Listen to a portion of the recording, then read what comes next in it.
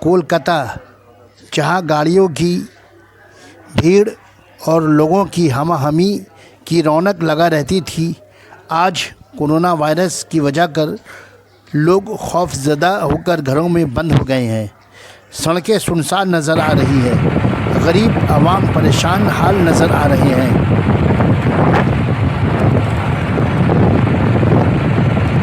कोलकाता में आज लॉकडाउन का 7वां दिन, गरीब लोग परेशान नज़र आ रहे हैं।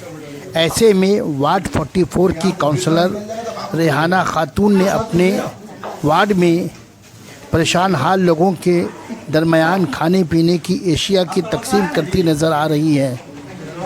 ऐसे में आइए सुनते हैं उन्होंने कोरोना वायरस से बचने के लिए आवाम से क्या अपील कर रही है।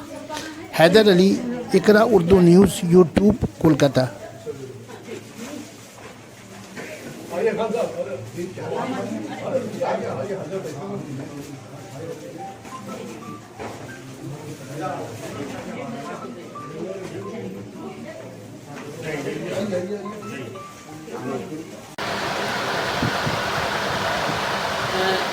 अभी इस वक्त हम लोग पूरी दुनिया में जो वायरस के शिकार हैं, हिंदुस्तान भी हमारा वायरस का शिकार है, कोरोना वायरस का।